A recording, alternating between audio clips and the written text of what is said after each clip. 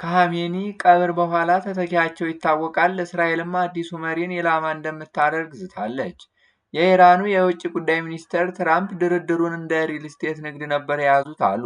የኢራን የውጭ ጉዳይ ሚኒስትር አባስ አግራቺ በማህበራዊ ሚዲያ ገጻቸው በለጠፉት ጽሑፍ የአሜሪካ ፕሬዝዳንት ዶናልድ ትራምፕ በክፋት ተነሳስተው የድርድር ጠረጴዛውን በቦምብ ደብድበዋል ሲሉ ከሰሱ። በኢራን ጦርነት ምክንያት ለዓለም አቀፍ ገበያ ነዳጅ ዋጋ መናሩን ቀጥሏል። ውድ የኢትዮ ዴይሊ ኒውስ ቻናል ተከታታዮች ይህንንና መሰል መረጃዎችን ይዘን መጥተናል። ቻናሉን ሰብስክራይብ በማድረግ እንዲሁም ቪዲዮውን ሼር እና ላይክ በማድረግ ጀምሩ። ወደ ዝርዝር መረጃዎቹ አለፍን። የኢራን ጠቅላይ መሪ አያቶላ አሊ ኻሜኒ ቀብር ስነ ስርዓት ዛሬ መከናወን የሚጀምር ሲሆን የሚተካቸውም አዲስ መሪ ግብዓተ መሬታቸውን ተከትሎ ይፋ እንደሚደረግ የሀገሪቱ መንግስታት መገናኛ ብዙሃን ዘገቡ።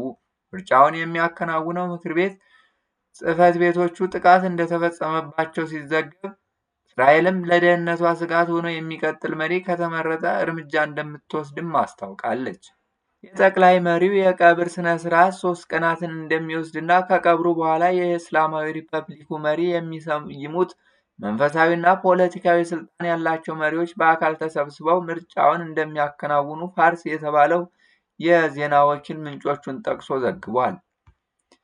ምርጫውን የሚያካሂደው ምክር ቤት አባላት ለአሜሪካና እስራኤል እንዳይጋለጡ አስፈላጊ የሆነ የደህንነት ጥበቃ እርምጃዎችን በከፍተኛ ደረጃ መወሰዱን ዘገባዎች እየጠቆሙ ነው።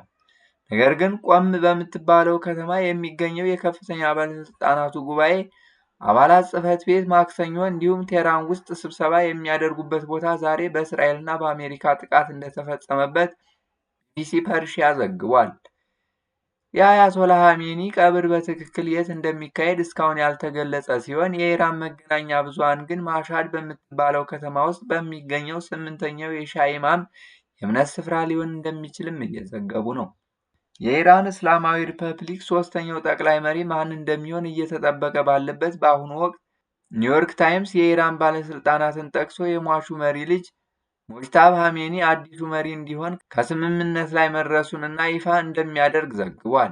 ፋርስ ዜና ወኪል ከኻሜኒ ቀብር በኋላ የመሪው ማንነት ይፋ እንደሚደረግና የሹመት ስነ ስርዓቱን በሚቀጥለው ሳምንት እንደሚሆን ገልጿል።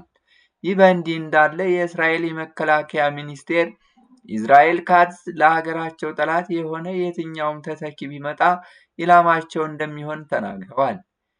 እስራኤልን የማጥፋት እቅድን የሚቀጥል አሜሪካን ላይ የሚዝት የኢራንን ሕዝብ የሚጨቁን የትኛውም ተተኪ በማያጠራጥር ሁኔታ ለመደምሰስ ኢላማችን ይሆናል ብለዋል። የኢራኑ የውጭ ጉዳይ ሚኒስትር ትራምፕ ድርድሩን እንደ ሪል ስቴት ንግድ ነበር የያዙት አሉ። የኢራን የውጭ ጉዳይ ሚኒስቴር አባስ አግራቺ በማህበራዊ ሚዲያ ገጻቸው በለጠፉት ጽሑፍ የአሜሪካ ፕሬዝዳንት ዶናልድ ትራምፕ በክፋት ተነሳስተው የድርድር ጠረጴዛውን በቦምብ ደብድበዋል ሲሉ ከሰሱ። ውስብስብ የሆኑ የኒውክሌር ድርድሮች እንደ ሪል ስቴት ንግድ ሲያዙና ትላልቅ ውሸቶች እውነታን በሚጋርዱበት ጊዜ መሬት የማይወርዱ ነገሮች በፍጹም ሊሳኩ አይችሉም ብለዋል። ውጤቱስ በክፋት ተነሳስተው የድርድር ጠረጴዛውን በቦምብ ደብድበዋል በማለት ጽፈዋል። ጦርነቱ ከመጀመሩ ቀናት አስቀድሞ ጄኔቫ ውስጥ ሲደረግ የነበረው ድርድር ቴህራንን ከወከሉ ተደራዳሪዎች ዋነኛው የውጭ ጉዳይ ሚኒስትር አግራቺ ናቸው። በዚህ የኒውክሌር ድርድር ጥሩ መሻሻሎች እንደተመዘገቡ ተገልጾ የነበረ ቢሆንም ከቀናት በኋላ አሜሪካና እስራኤል ኢራን ላይ ጥቃት በመፈጸም ጠቅላይ መሪውን ጨምሮ በርካታ አመራሮችን ገድለዋል። ሐሙስ ዕለት ስዊዘርላንድ ጄኔቭ ላይ በአሜሪካና በኢራን መካከል ድርድር ከተካሄደ በኋላ ቅዳሜ ዕለት ነበር አሜሪካና እስራኤል ጥቃት የከፈቱት። የውጭ ጉዳይ ሚኒስትር አግራቺ ጨምረውም ትራምፕ በዲፕሎማሲ ላይና በመረጣቸው የአሜሪካ ሕዝብ ላይ ክህደት ፈጽመዋል በማለት ጽፈዋል። በኢራን ጦርነት ምክንያት በዓለም አቀፍ ገበያ ነዳጅ ዋጋ መናሩን ቀጥሏል። ከቀናት በፊት አሜሪካና እስራኤል ኢራን ላይ በከፈቱት ጦርነት ምክንያት የታየው የነዳጅ ዋጋ በዓለም አቀፍ ገበያ የመናር አዝማሚያ አሁንም ቀጥሏል። በዛሬው የዓለም አቀፍ ገበያ የአንድ በርሜል የብሬንት ድፍድፍ ነዳጅ ዋጋ ከ83.7 $በላይ ሆኗል። የዛሬው ዋጋ ከትናንቱ ጋር ሲነጻጸር የ2.37 በመቶ ጭማሪ አሳይቷል። ይህ የዋጋ ጭማሪ የተመዘገበው ኢራን የምትቆጣጠረው የሆርሙዝ ሰርጥ በመዘጋቱና የትራፊክ እንቅስቃሴዎች ላይ ገደብ በመጣሉ ነው። ፕሬዚዳንት ዶናልድ ትራምፕ ስለተስተዋለው የነዳጅ ዋጋ ንረት ባደረጉት ንግግር የነዳጅ ዋጋ ለጥቂት ጊዜ ትንሽ ከፍ ቢልም ይህ ጦርነት እንዳበቃ ወዲያውኑ ዋጋው ይቀንሳል ሲሉ ተደምጠዋል።